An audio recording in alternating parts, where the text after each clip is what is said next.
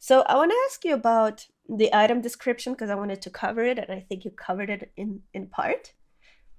Yeah, Okay, so the Great One, Odin, lacking form, exists only in voice and is symbolized by this rune.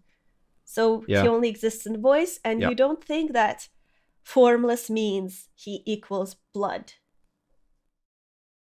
Well, the it talks about blood as like a medium for Erden. So I think the idea is Erden exists as a voice, but he can get into your blood and do things, and that's how he's able to make Ariana conceive. And that's why the runes do stuff to your blood with reference to Quicksilver. But I don't know if he's like literally the blood. Lance thinks that at one point in the story, Erden literally was the blood. Hmm. That like the he talks about how like it looks like there was a much simpler story to begin with, and in that I'm stressing it might have been that it was the blood of Erden. Literally, you were injecting yourself with the blood of Erden. He is like all the blood of Yharnam was actually this like the blood of the same Great One, and that's why the weird shit was happening. But that doesn't seem to be what they've gone with. They went with something a bit Mm-hmm. more ambiguous. And so here it says something you just said, human or no, the oozing blood is a medium of the highest grade and the essence of the foremost great one, Yeah, Odin. and that's why Ariana is the one that conceives because she's got Canehurst blood, Mm-hmm. which is special. So he's able to like do stuff with her blood that he can't do with anyone else's. Cool. Both Odin and his inadvertent worshippers surreptitiously seek the precious blood, and you talked about that too. Yeah, that's the line that I think hints that maybe people are being sent to Erden Chapel without realizing why, because it says like his inadvertent worshippers surreptitiously seek the blood, as in like no one really knows no one knows it's happening, and the worshippers possibly Mm-hmm. don't either. But all the people are being sent to Erden Chapel. Yeah. Mm-hmm. The other possibility is that it's like Lance was suggesting, where and by it's like Lance was suggesting, and when it talks about inadvertent worshippers seeking the blood, it may actually just have meant the healing church in general. That the healing church were kind of worshipping Odin all along and didn't know it. Like this is kind of the issue with interpreting a lot of Bloodborne's narrative, because it's like they changed the story multiple times, but it wasn't a case of like rule a line under it and start again. They would change like one part of it, and they change another part of it and another part of it, and then gradually it became something else. But because of the way it was done, it means that there's little tiny bits of previous drafts kind of still Yeah. in there. I'm sure I'll Yeah, understand everything in the podcast when I listen to it for the fifth time while editing. yeah. It's kind of like how Mogo's wet nurse looks a lot like the woman they cut out of the game. So it's like, was there a connection there? Yeah. Um, Odin Wright also says that Wright sees a subtle mucus? Yeah, mucus. Okay, in the warmth of blood and acknowledges visceral attacks as one of the darker hunter techniques. What is that? I think the mucus there is referring to the Quicksilver.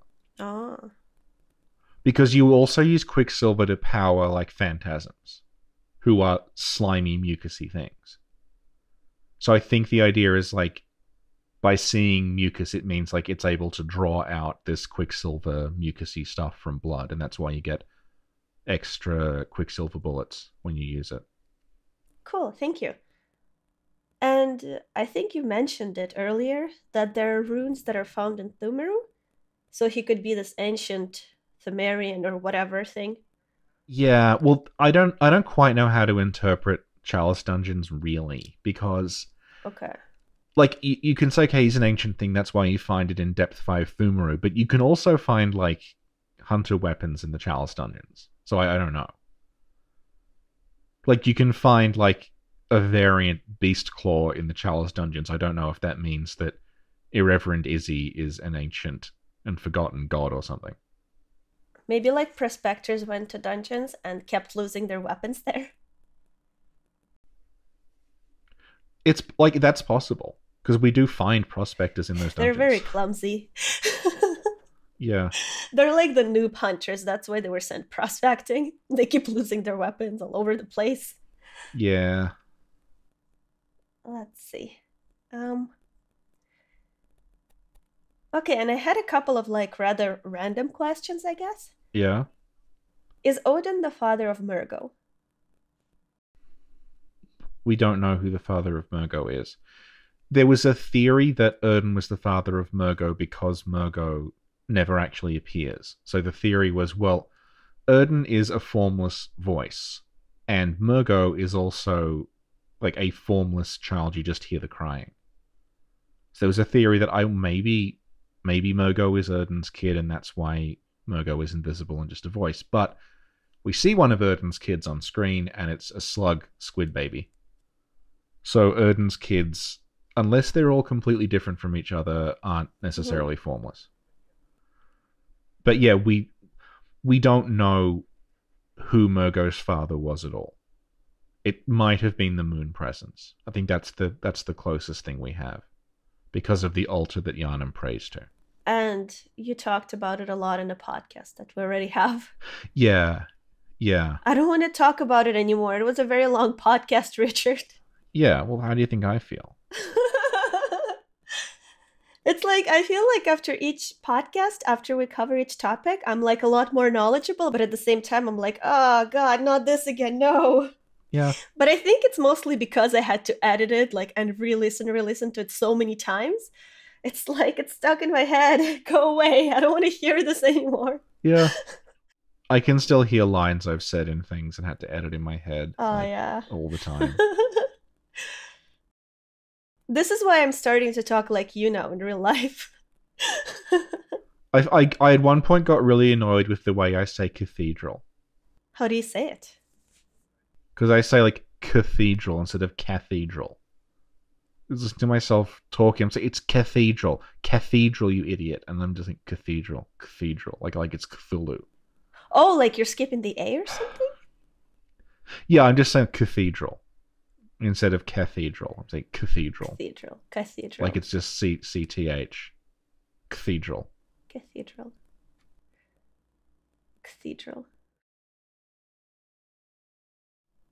You know how you find the blood gem workshop tool in that little chapel area in a chest? Yeah. Yeah.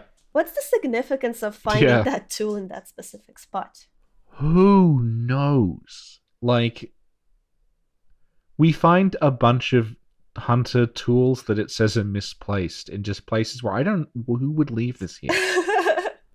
Like, we just have to assume that it literally just got misplaced and it's ended up in that chest.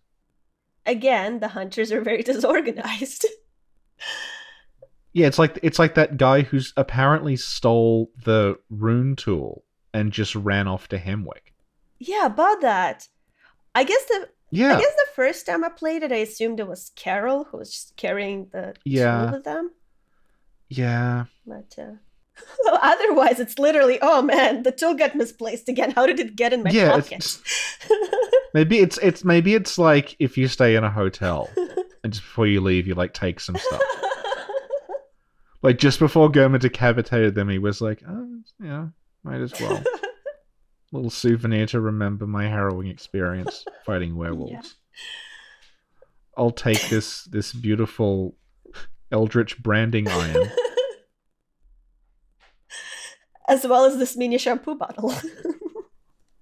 Yeah. And he's like, I'll just leave. Now I'll just leave Yharnam via Hemwick. Wait a minute. It's a dead end. Oh no. Who designed this ridiculous building? It looks completely different from the outside. Aww. But I bet it was all intentional.